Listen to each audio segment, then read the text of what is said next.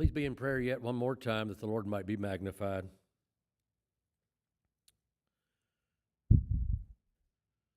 It was sometime prior to November when Ray Blanchard called me and asked me to speak at the meeting of preachers that was together, and the theme of the meeting, Proverbs 27:23, "Be thou diligent to know the state of thy flocks, and look well to thy herds." And when Brother Ray called, he suggested that I might speak on the idea of shepherding the flock through a catastrophe, through a disaster, having been through the tornado, and we do thank you so much for your help in that. And so I presented at that meeting, and your pastor and his wife were there, and when your pastor contacted me about coming here, he said, if you would, just kind of share the same thing. And so I looked at my outline, I got it back out and looked at it, and I couldn't figure out much way to really reduce it, although I need to. But I'm introducing this today with that same thought, the idea of shepherding the flock, the idea of being diligent to know the state of thy flocks and look well to thy herds. And as Brother Ray had presented me that challenge to speak on shepherding the flock through a disaster, I began to think back on my experience. And the title of my presentation down there in Florida was Other Sheep I Have. As that panned out under God's very mighty hand of providence, not trying to say this braggingly, it's the work of the Lord from start to finish, but in a strange, unexplainable sort of way, through the last 4 years, I've become, in a sense, the pastor of Dawson Springs, Kentucky. Other sheep I have, which were not of my fold, we meet together with, on a good Sunday, we'll have 25 folks. So the town hasn't started coming to our church. But just this week, I had a family walk into the church.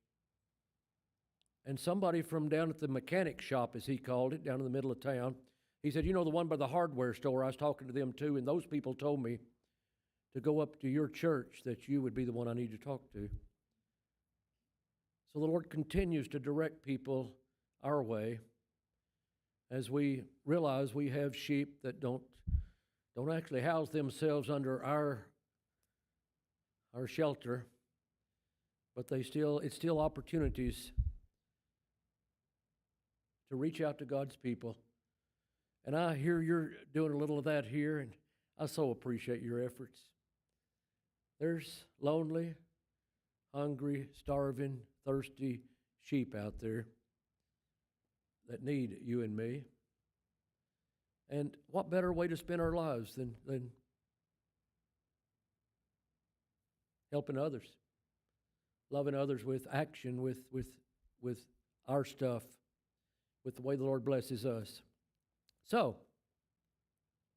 let me go back and retell some of the stories of tornado. I could talk for a couple hours on this part, but I've got to reduce it down. But as I start, I'll be reminded of other stories, so I don't know exactly where this thing will go. It was about 10:30 on a Friday night. The tornado had started in Arkansas, and it was a whopper, and they cut into our television early in the evening. The tornado finally hit about 10:30, but we started getting live coverage as it came out of Arkansas and across Missouri and into West Tennessee, moving rather slow but progressing and not ever lifting up. By the time it got to us, a town in Kentucky, Mayfield, Kentucky, 70 miles west of us, and the downtown was just wiped out. It was horrible.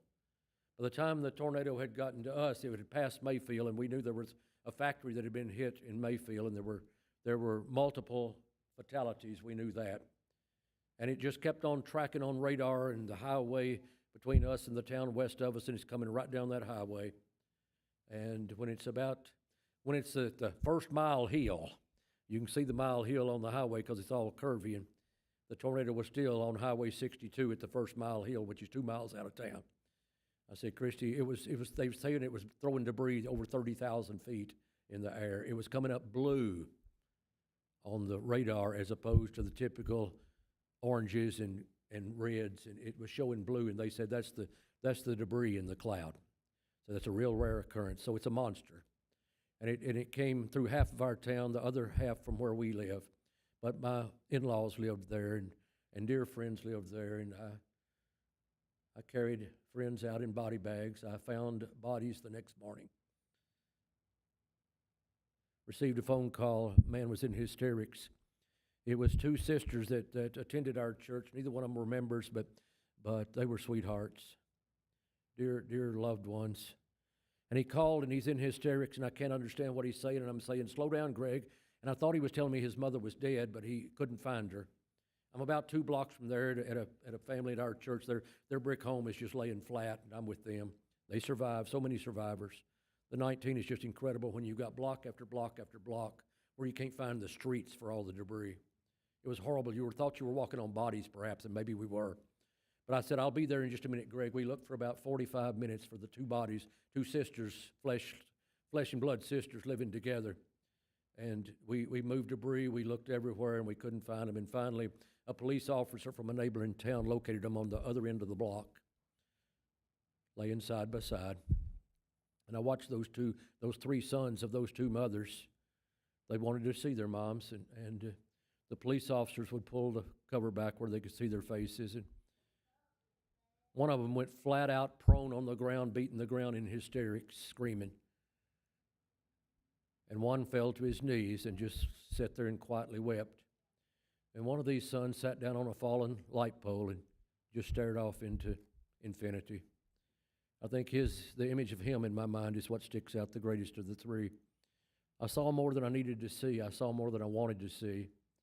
I saw death. I carried out body bags. I put them in the back of a pickup truck as close as we could get it to the site. Preached too many funerals. Tried to comfort too many souls. Had no words of comfort. A dear friend, this boy grew up with my son, and I preached his mom's funeral. They found her in her front yard. He said to me, Jeff, I'm frustrated with God. I said, Greg, I kind of am too. I don't have the answers.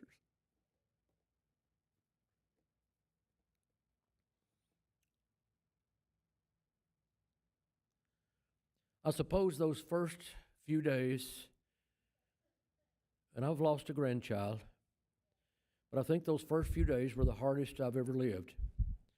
There were too many people with too much hurt, and I was so incapable of finding any words for comfort, so in need of comfort.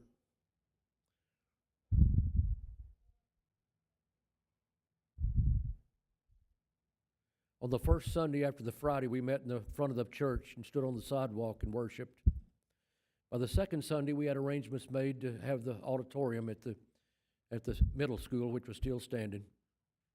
We met there for a few months. It was at that meeting, the second Sunday, 10 days after the tornado, 9 or 10 days, that it was the most powerful worship service I've ever been in my life. I preached from Job, and I preached about Job, and I preached about Jesus. We talked about Job, and we had Jobs in our midst. Not that anybody lost 10 kids, but we had church members who lost family. And we had church members who had lost everything. And you felt like you were trying to comfort Job, and what could you say? We learned from Job that God is sovereign. And finally, we learned, as Job did in the end, that God is good. And that's about all I could figure out about God at that point. I couldn't answer specific questions, but I knew that much. I knew my God was still sovereign, and I knew He was still good. And then we went to Jesus, and did He not have a tough life? Sure He did. And I don't know, it wasn't what I said, it was just the Spirit there. We had workers that had come to our town by that time and were assembled, local folks from the town and our church folks and Baptist disaster relief teams there from Missouri and other groups there. And those guys still call me sometimes and talk about that worship service. It was something. It was absolutely over the top amazing. And it was at that worship service, I'm not going to get where I'm going today, I'm afraid, but here I go.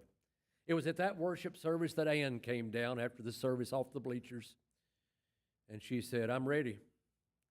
you had to sort of know the story. Anna had started coming to our church about 5 years previous, and she had talked to me for a while about being baptized, but this poor woman has a horrible, terrible, deep-seated fear of water. She won't take a shower. I mean, that's scared. And she felt guilty, and finally she came to me one time. She said, Brother Jeff, I'm just not going to be able to do it. I said, okay, you keep coming. We still love you, and that's not what gets you to heaven. You're okay, you're okay. But it was that Ann that came down, and she said, Brother Jeff, I'm ready. I wanted to be sure, and I said, ready for what, Ann? And she said, you know what I'm talking about. So in the middle of the winter with a church building gone, but the baptistry was spared. It was still there and still functional, actually. We'd gotten the water back on, and it was, we could fill up a baptistry, but our church began to pray for her that the Lord might take her fears away. We had men stand up and speak to the church about the necessity that we be in prayer. I went by her house midweek, and I said, Ann, you thinking about Sunday? She said, that's all I can think about. And it wasn't rejoicing, it was fear. And I said, I've had an idea. I said, what if we don't fill it up like we usually do? And what if you're not standing up? And what if you're sitting down already? And what if we have just barely enough water that if you're sitting down and we lay you all the way back that you'd be under? She said, could we do that? I said, I think that'd work. We don't have a real pattern in the scriptures that tell how deep the water has to be. And I said, I think that'll work. And she trembling, shaking all over. We stepped down into that little puddle of water. And I said, okay, Ann, can you sit down? And she kind of squatted down finally. I said, Ann, I don't think that's going to work. Can you sit down? And she said, I think. And she's facing this way, and I'm facing this way, and I've got my arms all the way around her body with her. She's sideways to me, but I've got my arms around her. She's just violently trembling. And I said, can you set your feet out? And I've kneeled down in the water, and she's sort of sitting but sort of squatted, and she finally got her feet out in front of her. And I said, are you ready? Whispered to her, and she said, I guess so. Now that was a strange baptism. I never turned loose of her. I've still got her whole upper torso wrapped around her, squeezing with all I can squeeze, and her trembling like a leaf in the wind. And I start to my left, and I go all the way under, sideways, taking her all the way under backways, and we all both come back up. So I got baptized again. But she did it.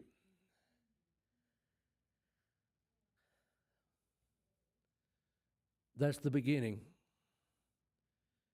Perhaps the real beginning of seeing God in my life like I had never seen Him before. Money started pouring into our church from all over this nation. Lots and lots and lots of Primitive Baptist dollars from you and others in this area. Lots of people, I don't have any idea who they were, where they were from. My phone is ringing off the wall.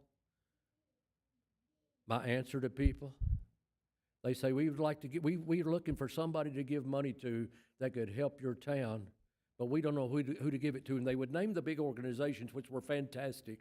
I'm not going to badmouth any nationally known organization that came. They helped so much. But the thought was, if I give it to somebody like that and they'd call the name, I don't know where my dollars are going, and I'm a total stranger. And I promise them, if you give me the money, if you give our church the money, I promise you that I will spend it in some way that if you were standing by me, I think you would approve of it. And I said, I know Jesus is standing by me. And I let him down, and I let them down at times. I made some mistakes. I got conned. I got ripped off. But we did a lot of good, hopefully, with some of that money. My wife, we quit receiving mail at our house because we were getting so much daily. She would go to the post office and pick up a stack of envelopes. I'm trying not to exaggerate. They had to be 1.5 inches thick, maybe 2. repeatedly day after day, oftentimes over $40,000 a day, to a nobody church with nobody people in it, no big names, no claim to fame, no reason to explain it. From all over this country, from over 30 states, we received money. All in all, when it was all said and done, we didn't start accounting as soon as we should have. There was just too much bad going on to do any paperwork. So we didn't keep records the first few days to weeks.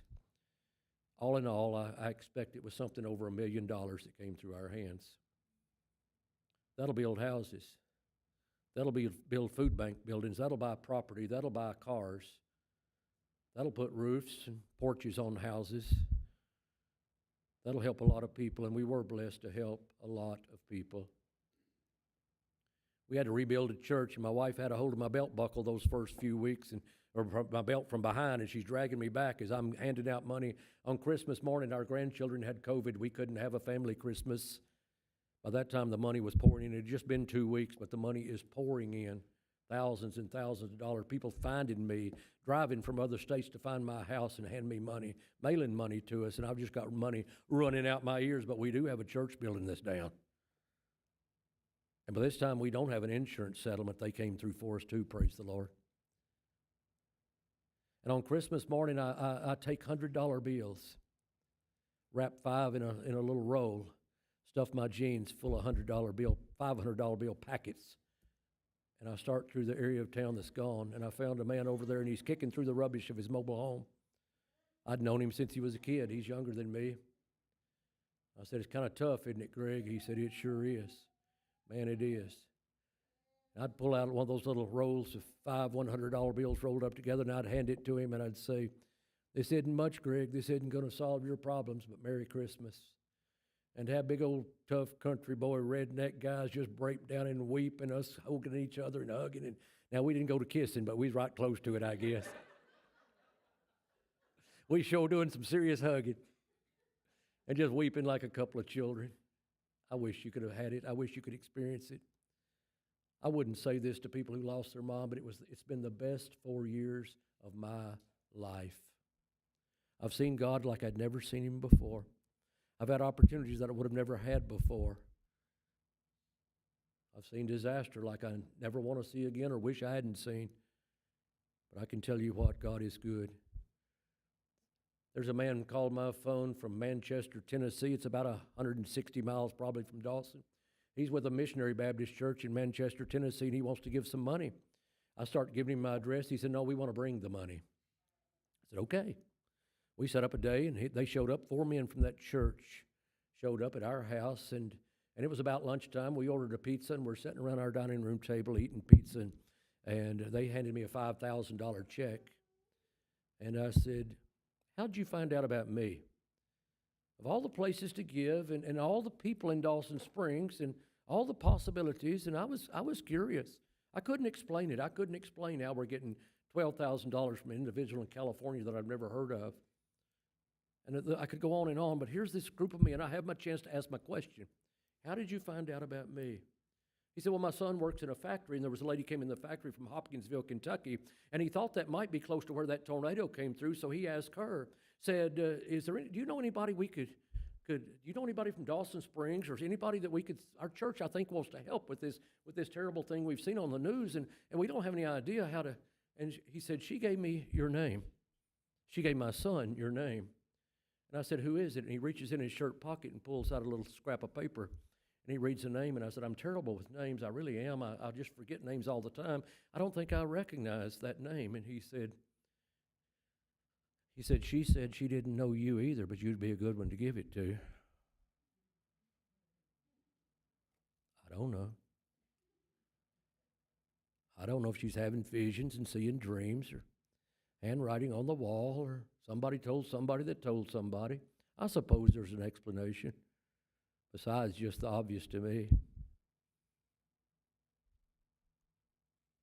God used us, and not bragging, but me in particular, for a horrible job that turned out wonderful, for a terrible scene that's the most beautiful thing I've ever experienced. And again, I sure wouldn't tell somebody that lost their mama that statement. But you have no idea the blessings I've experienced in these last 4 years. We rebuilt the church. We still helping people. It's been 4 years, and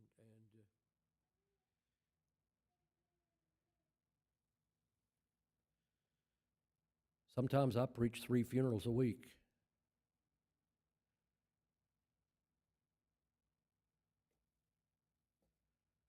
I don't know why. I'm not that good a preacher. Sometimes it's the people that's about to commit suicide or their marriage is falling apart that come to my church and talk to me. I don't know why. I'm not trained. I don't have the answers.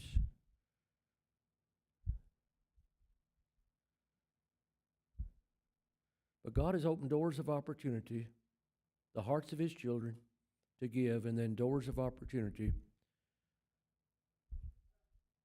for me to try to fulfill my commitment and do what I think I would do if Jesus was standing right there beside me. The sermon I preached last night, that's become sort of real to me. He is right there beside me, I think, and I've let Him down so many times. But to try to think of this world as larger than the inside of our building in Dawson Springs, Kentucky, where we meet to worship, I think that's a quantum leap in the realization of the potential and possibility that we have as children of God. Other sheep I have. As a pastor, my sheep are the people who meet together that God's entrusted me with, that made me the overseer and the under shepherd who would have the responsibility and the accountability to guide and lead this group of individuals that the Bible calls sheep. In a home, it's the mother and the father who their sheep are their young'uns, the lambs in that house that God has entrusted to them to bring up in the nurture and admonition of the Lord. As a Christian, who are my sheep?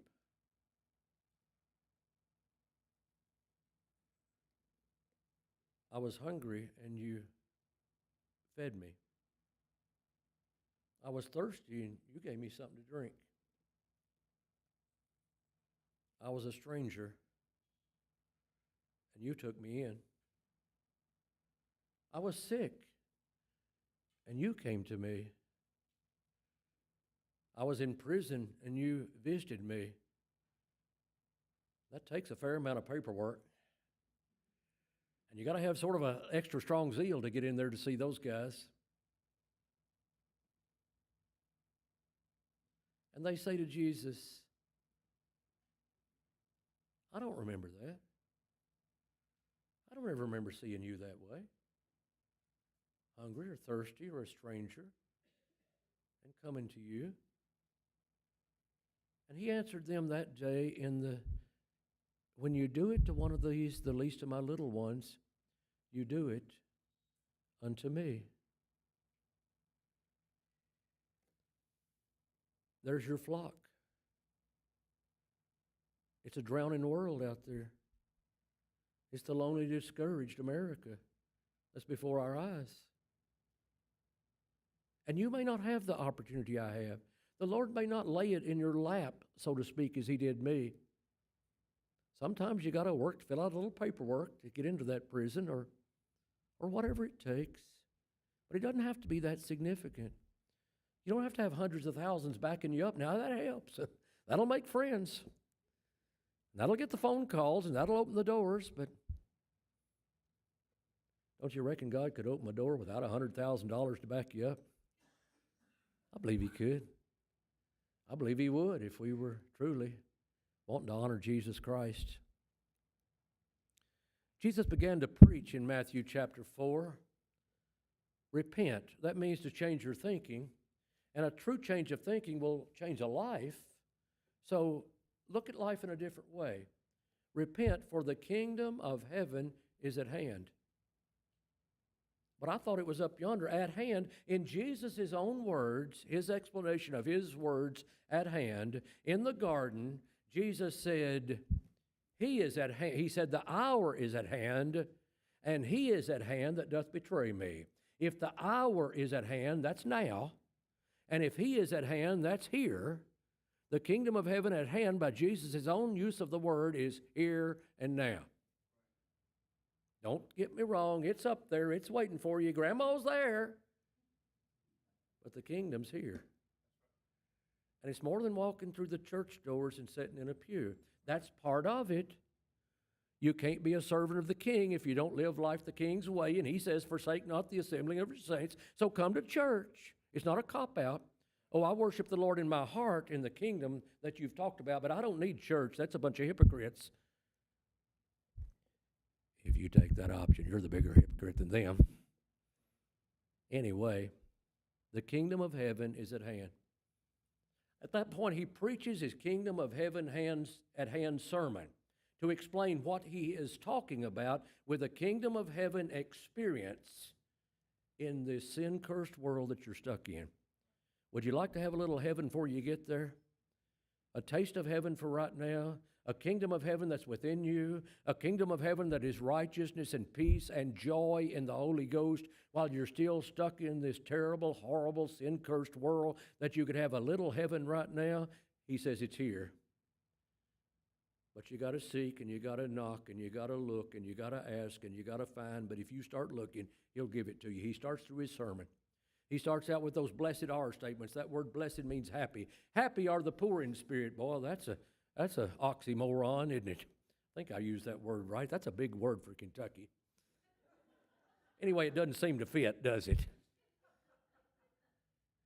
That happy are the poor in spirit? I don't think those Beatitudes are telling us what to do. It's telling us to be who we are. Be who you are, who I'm making you to be, who I'm molding and fashioning you to be in this world. Happy are the persecuted. Happy are they that mourn. Wow. A different way of thinking about life. A different way of being me than I'd ever considered. And then right after the Beatitudes, there's the mission statements of life for a Christian. The idea of being salt in a world that needs to have a little bit more flavor, and the idea of being light in a dark world. We've got a mission. We've got a purpose for life. Do you need that? Do you ever wonder why you're here? Do I have any significance? I look back over these years I talk about, and I wonder, what have I done? And here is how I can live life, finding a sense of fulfillment and happiness. Well, if you've got that, we're in psychological classes now. You've passed Psych 101. That's the secret to happiness. That's the secret to having a good life, is happy and mission, a purpose for living. And then he goes through the 7 characters of the kingdom heart in the rest of chapter 5. I wish I had time to preach the Sermon on the Mount, but it would take weeks and weeks to do that. But the 7 character traits of the kingdom heart. And it starts out, except your righteousness exceed the righteousness of the scribes and the Pharisees. You'll in no case enter the kingdom. As long as you're a bunch of hypocrites like them, as long as all you're doing is living on the outside, as long as it's not from your heart, as long as it's not motivated by love, you'll never experience it. But it's available if you'll do life my way, if you'll get your heart focused on the way I'll tell you to get your heart focused. And then he goes through all these things about going beyond just committing the act or going beyond the murder.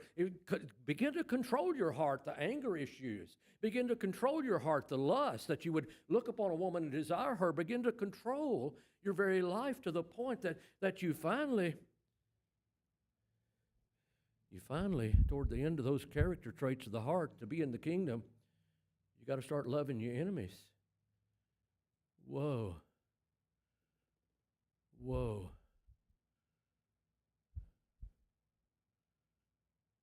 And I say, I don't know, Lord. Maybe I'll just do it my way. And we do. This isn't a one-time decision. It's an everyday decision, the choices you make. Whether I think my way of living life is going to give me the fulfillment and the happiness and the contentment I'm looking for. The sermon finally ends with stability. That's a third factor that's good for you. If you do it my way, whosoever heareth these sayings of mine and doeth them, I will liken him unto a wise man who built his house upon the rock, and the winds came, And the storm came, and the floods came, and the tornado came. And whoever builds his house on those sayings of his, he can stand through those things and come out on the other side better than he was, happier than he was. Is that not wild? All the sadness and sorrow I dealt with, and all the answers I didn't have, and all the nights I would lay awake at 2 o'clock in the morning was my hard times.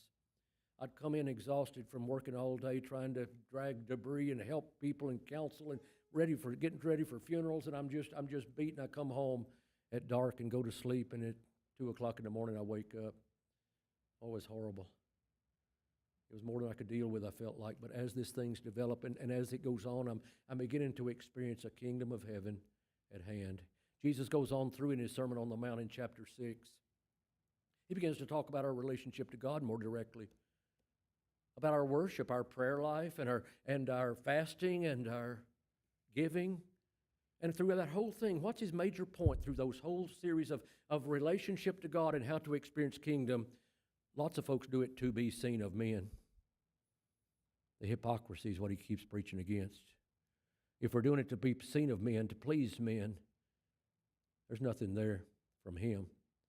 But when we get that relationship with God right, and then toward the end of chapter 6, we have the two sections there, the one that becomes trusting in the things, the stuff of this world, and worshiping the stuff of this world, and loving the stuff of this world. And then right after that is those who fear not having the stuff of this world. And don't you know that you're more valuable than many sparrows? And your Father that feeds the sparrows, O ye of little faith. And the fear of not having the world stuff, and then falling in love with the world stuff, and it's all about being distracted from him. And chapter 7 in the Sermon on the Mount, you're getting a quick overview. I hope I'm hitting the high points anyway. Enough of them, maybe you can follow his theme here. We get to chapter 7, and up to this point in his sermon, the main thrust has been self-denial. I got to get rid of me if I want him. That I can't be number one and him be number one at the same time. But if I'm willing to turn loose of me, and finally in chapter 7, he begins a quantum leap in chapter 7. He stopped talking to me about me, and he begins to talk to me about other sheep. It's wonderful, the transition here, I do believe. When he says, judge not that you be not judged, in the context, he's not. There's places the Bible tells us to judge some things. There's places the Bible tells not to be too judgmental of other people, and all that's said in the Bible, but that's not what he's talking about right here. When it comes time for me to say, Lord, I believe I might have just a taste of this kingdom of heaven at hand. I want to let my light shine. It's time for me to be something beyond me and to reach out to somebody else somewhere else and tell them what's available through you. You know what can blow that ship right out of the water immediately? You know what he's telling me right there?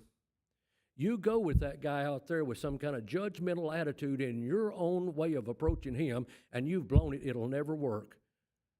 If you go to somebody with a judgmental attitude, you know what they're going to do? They're going to judge you right back, just like he said right there. Judge not that you be not judged. If I go with them telling them what a great thing Primitive Baptists have and all these wonderful truths, I can straighten your life out and improve on all your errors in thinking and make you better than what you are, you know what that guy's going to do? Primitive Baptists have always stunk. I know they do it. Now I'm sure I've seen you. Judge not that you be not judged. Realize that I've still got a lot of hypocrisy in my life is where he goes from there. Don't look at his speck. Consider my own beam. He said, would you go to an ophthalmologist if he had a beam in his eye to get your speck out? Well, of course you wouldn't. You've got more sense that he's not going to come to you either. And then here's where he says, knock and seek and ask in his sermon. I'm skipping a little bit here, but he's been all the way through the sermon with self-denial and with approaching God in the religious aspects and with dealing with the world and all about the stuff thing. He never told me to stop 3 times and knock, seek, and ask. But when I'm taking it to the world, when this hypocrite is trying to approach somebody else with what I have that you need, you're treading on dangerous ground. You've got to do it delicately. You've got to be gentle and kind. You've got to love more than you've ever loved, and you've got to show it in a way you've never shown it. You better be in prayer. The Spirit will be with you. And he'll lead you in this idea of evangelism, of reaching out to somebody else. And at that point in his sermon is when he comes to the shining light of the book, The greatest philosophical statement in all history he makes right here. The great philosophers of history of our day will say this is the greatest statement that's ever been made about good in the history of mankind. You know the statement. Everybody knows the statement. Do unto others as you'd have others do unto you. Whoa, that's too easy. So many philosophers, great philosophers, you look it up, you Google it, and you can find out that the great philosophers, Socrates, Plato, Hillel, the Eastern mystics, and everybody said it this way. Moses said it this way. Don't do anything to somebody else you wouldn't want them to do to you. But Jesus went a quantum leap farther. It's not all right just to stop without harming somebody because you wouldn't want them to harm you. Go beyond the idea of not causing harm to somebody. Reach all the way out to whatever it takes to do good. Do you see a distinction? Do you see it's not the same statement? The idea of taking that huge step farther. I'm not allowed to mind my own business. I'm not allowed to put it in neutral and let it coast. I've got to put it in drive and do unto others as I'd have them do unto me. It's a statement about righteousness. It goes beyond, sure, don't do bad to anybody, but it goes on beyond the don't do bad statement of righteousness. Find some way to do good for him. Figure out what he needs in his life that you could do to help him. It's a statement of righteousness. It's a statement of equality. If we're not mighty careful, middle class, Bible Belt, American Christians, it doesn't come easy. Equality, a statement about equality. Do unto them as you'd have them do unto you. 2 Corinthians 8:13. For I mean not that other men be eased and you be burdened, but by an equality. By an equality. That now at this time your abundance may be a supply of their want, and their abundance also may be a supply of your want, that there may be equality. That sounds like socialism, doesn't it? In my simple way of thinking, the difference in socialism and Christianity, in socialism, somebody's making you do it. In Christianity, you want to do it. Does that make any sense to anybody but me? In Christianity, you love Christ enough that, hey, I don't need all this. I could spare some of it. And you try sparing a little, and then you'll be willing maybe to spare a little more tomorrow, and you'll realize, well, the Lord blessed me, and I got through this, and maybe I could give a little more. And what a virtuous circle. There's all manner of vicious circles in this world. What a way of thinking. What a way of thinking. The second word that my second grandson learned was mine. He had a big brother. He came home one time. They live in Nashville, about 100 miles away. They came home, and he could say, Mama. Oh, I was so proud of him. Good job, Cruz, man. You got it. You were talking. Came home a couple, 3 weeks later, and he could say, mine.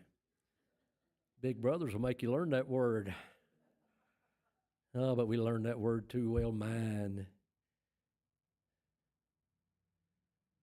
Equality. The golden rule is a statement about equality.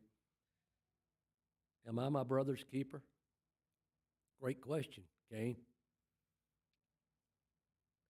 You were thinking the wrong way when you asked it, though. The question never was answered, am I my brother's keeper? In Christianity, am I my brother's keeper? Do I owe him a drink of water? If I were the one thirsty, would I want a drink of water? If I'm going to fulfill the golden rule, that greatest statement of philosophy in all of history, that statement that Martin Lloyd-Jones says, he called it the law instead of the rule. He said the law wasn't made to be praised. It was made to be practiced, to practice the golden rule, to give him what's mine, though he doesn't deserve it, though he ought to get a job. I understand those things. I understand the difficulties. I understand the challenge. I understand the drug addictions. I understand I'm not supposed to support bad habits. Help me, Lord, help me, help me, help me. Start carrying a brown sack of, or you can use a Walmart sack. They're more common anymore. Carry a sack lunch in your vehicle. Can of pork and beans, package of cheese crackers. Throw in a cake or two, a little package of cookies. You can spend, back in the good old days when Christy and I started doing this, it was her idea. You could spend less than $5. It might be $25 now, I don't know, but Beanie Weenie surely hadn't gone that high. Have that in your vehicle. When he says, I'm hungry. One guy on I-75, it's been 3 or 4 years ago, I'm getting gas. He walks up and says, I'm hungry. I said, hang on just a second. Let me top this tank off and I'll help you. I got the tank topped off. I went and opened the back door of the van. I reached there and got my sack and gave it to him. He said, I wanted money. I said, you said you were hungry. This is lunch. I don't want lunch. I want money. I said, this is all I got, buddy. I went away from there with a clear conscience. It helped me to live with life. It helped me to face the strangers and not support a habit. Back in a time when I was in school and we had a kid and we were living mighty close and times were hard for us and we weren't hungry, but I didn't have much spare change, and a one-legged man walked up to me in Louisville, Kentucky. He said, I just got a call from Louisville General Hospital and my artificial leg has come in. I need bus fare. Well, I'm poor, but I'm not that poor. So I give him bus fare, and then I quit. I was at the laundromat with Christy. She's doing laundry, and I'm studying. Well, it messed up my studying that Saturday afternoon. I got to watching him and his young companion, who was probably about 17, this old one-legged man and his buddy, and they were approaching people on this pretty spring day, and they were getting a quarter here and a quarter there, and finally they got enough. And catty-corner to the laundromat was the liquor store, and they shared a bottle of wine at my expense. But it's been worth telling the story ever since then. Sure, you blow it. I'd see that man later. Sometimes he had 2 legs, and sometimes he had 1. I guess he was thirsty that day. He had a racket going. Who could say no? So I understand.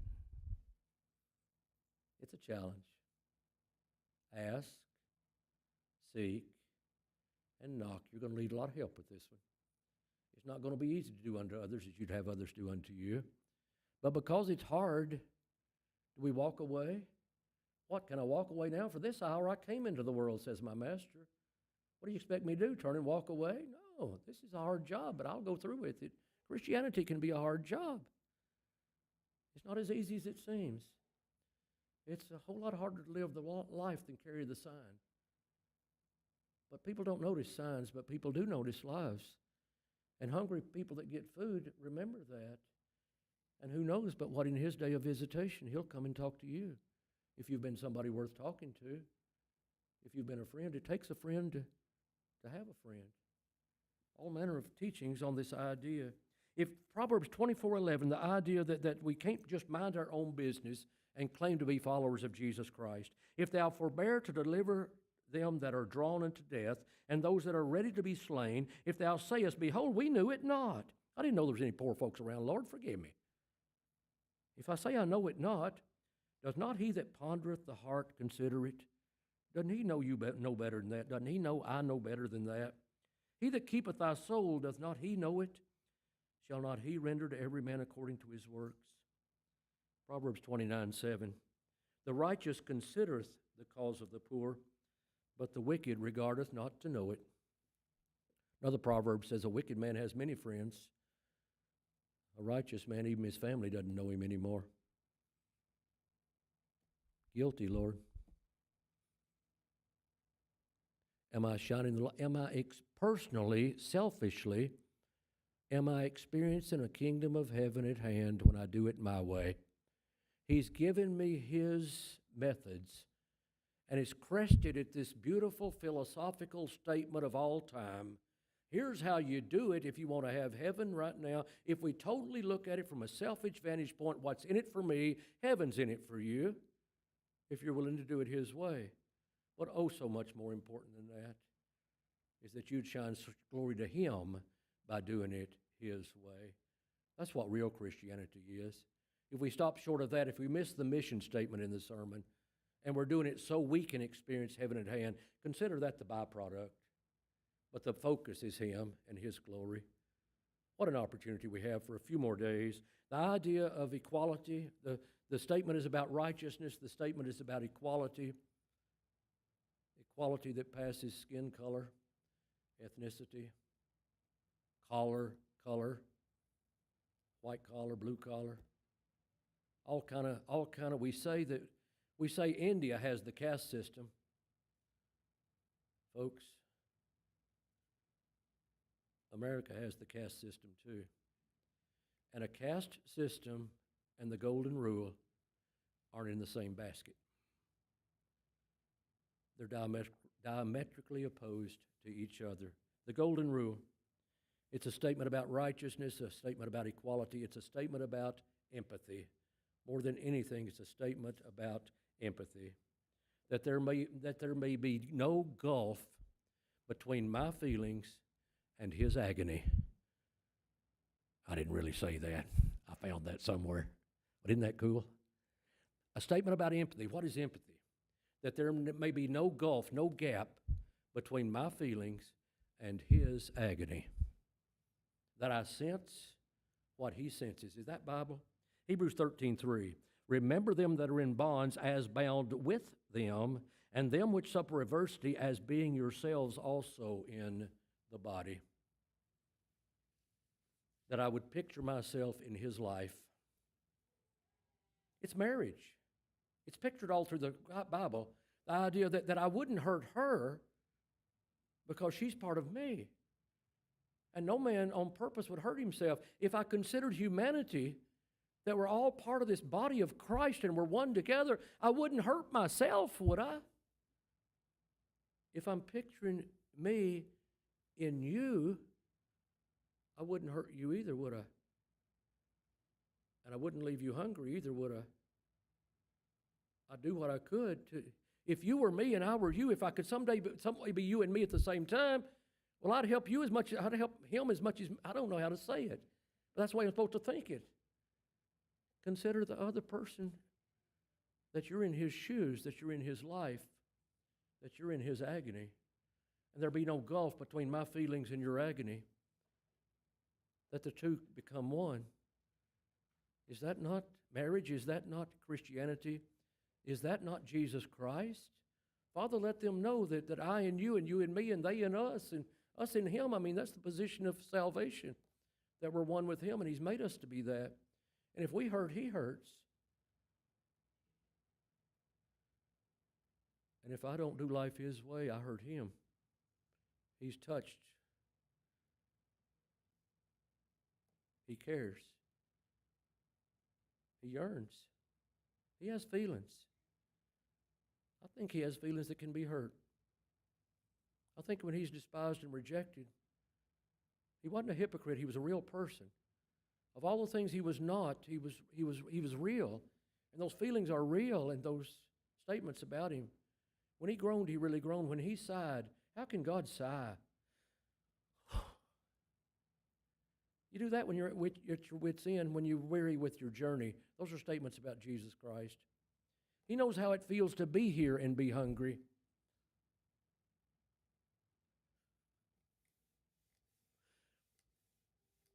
And he knew how it felt to occasionally have a friend that stood with him for a few minutes. And if we do that with a friend of his, we're doing it with him. It's a phenomenal statement, a statement about life. The golden rule. Let me read it. Therefore, all things whatsoever you would that men should do to you, do ye even so to them. For this is the law and the prophets.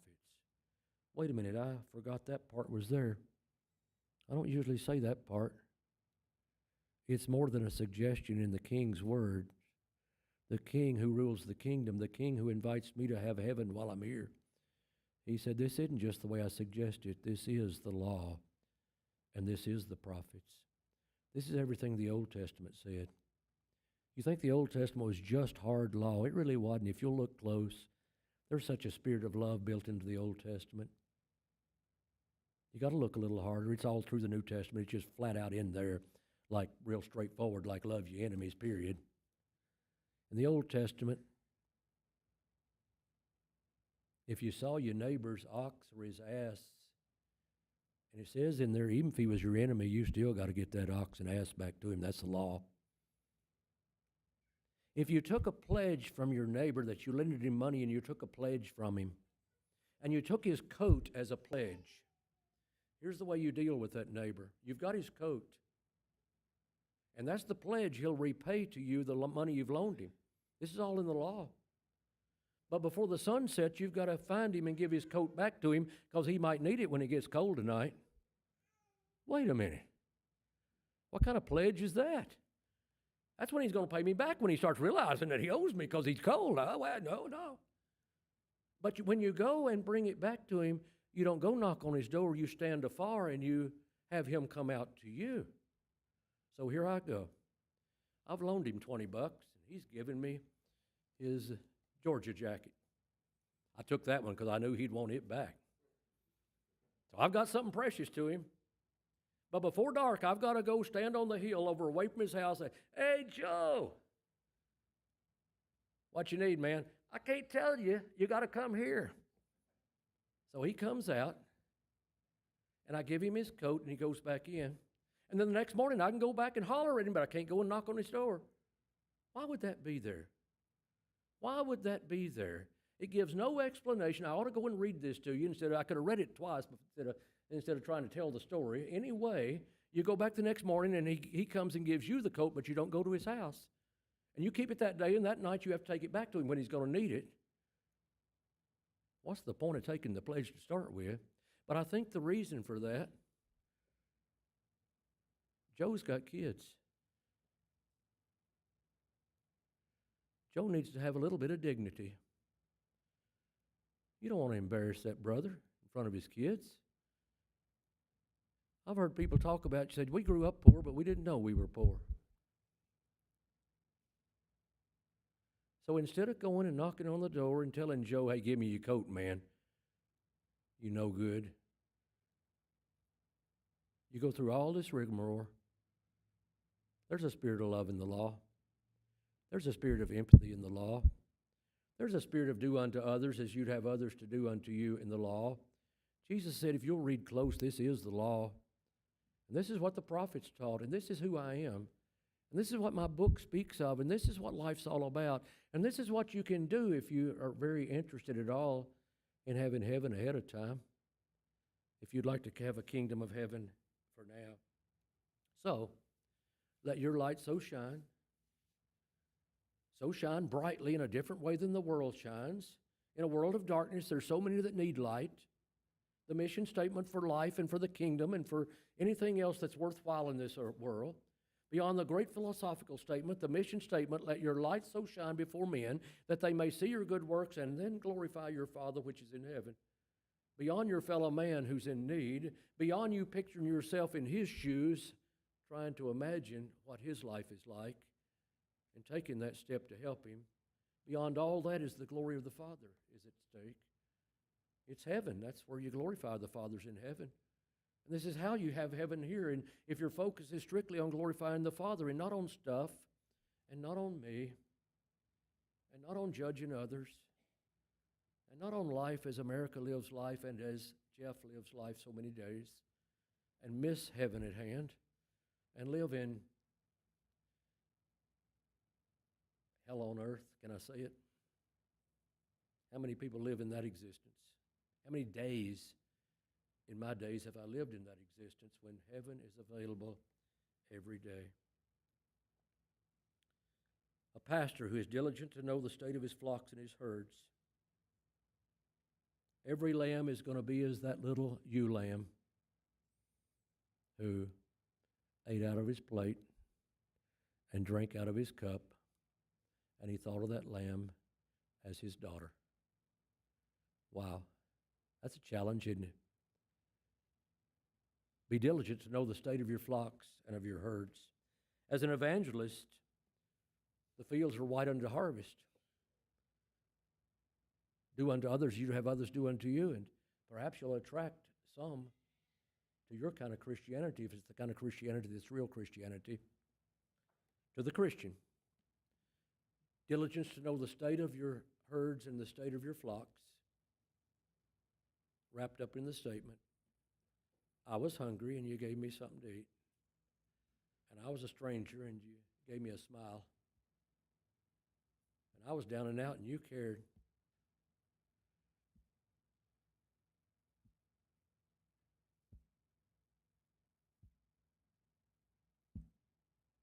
The challenge is real.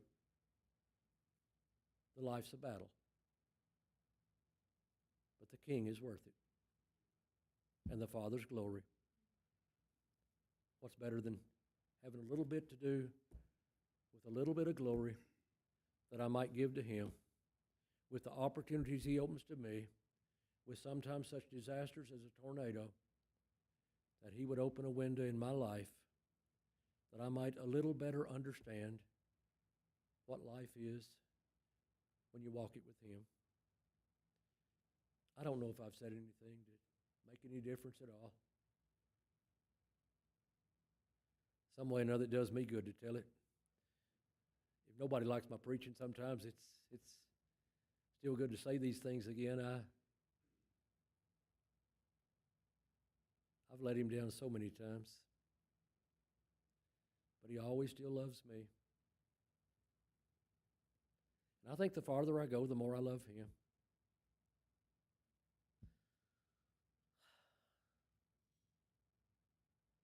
Y'all aren't bad either. And I do love you. God bless you.